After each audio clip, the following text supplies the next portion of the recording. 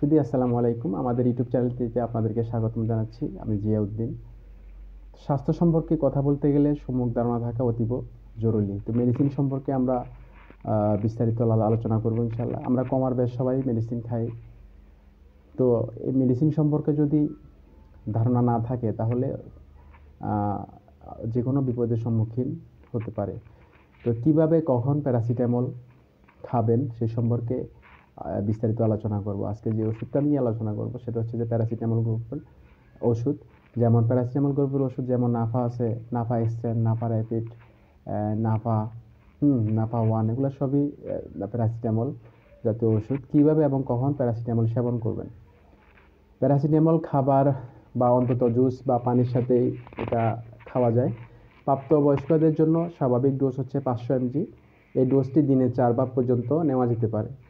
আপনি যখন আপনার শরীরের কোনো ধরনের ব্যথা অনুভব হয় তখন অবশ্যই প্যারাসিটামল গ্রহণ করতে হবে। আপনার যদি জ্বর হয় তবে ওষুধটি তাপমাত্রা কমাতে সহায়তা করে। আবার অযথা ওষুধ খেতে যাবেন না। যদি আপনার শরীরের কিছু গুরুতর ব্যথা থাকে যা অসহনীয় ব্যথা, তবে অবশ্যই আপনাকে একজন ডাক্তারের পরামর্শ নেওয়া উচিত। তো প্যারাসিটামলের পার্শ্ব প্রতিক্রিয়াও রয়েছে কী সেটা বিস্তারিত আলোচনা করব।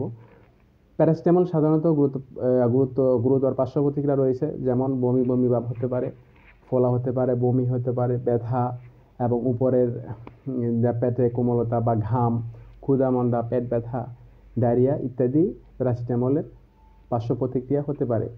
এবং কার প্যারাসিটামল খাওয়া উচিত নয়, যেমন অনেক সময় দেখা যাচ্ছে অ্যালার্জি। আপনারা যদি প্যারাসিটামল বা এর কোনো উপাদানে অ্যালার্জি থাকে তাহলে আপনার এটি গ্রহণ করা উচিত না। যেমন লিভারের সমস্যা, যকৃতের সমস্যা বা লিভারের রোগ আক্রান্ত ব্যক্তিদের সতর্কতার সাথে প্যারাসিটামল ব্যবহার করা উচিত। এটি এড়িয়ে চলা উচিত, কারণ অতিরিক্ত ব্যবহার বা অতিরিক্ত মাত্রায় লিভারের ক্ষতি হতে পারে।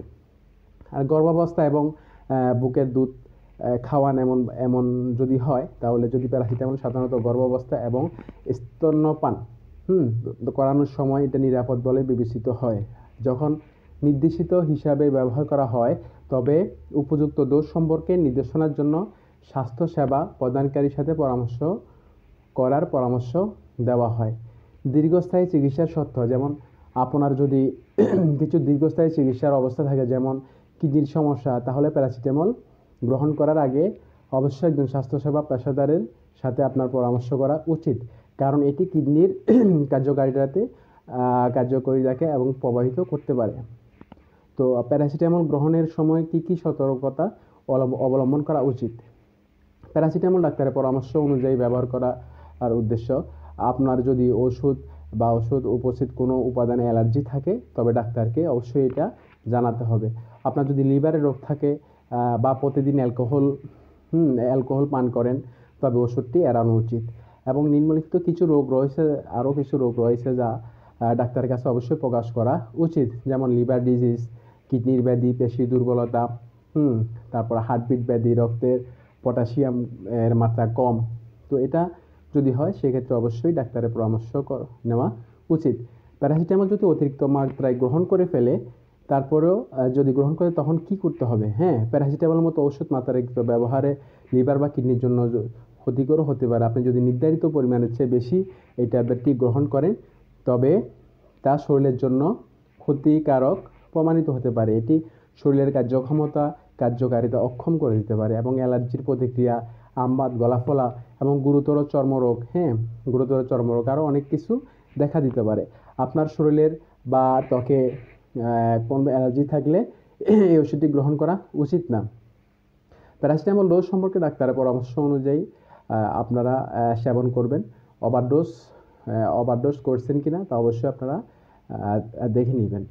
আর ডাক্তারের পরামর্শ ছাড়া কোনো ওষুধই সেবন করা যাবে না। ধন্যবাদ সবাইকে। আসসালামু আলাইকুম।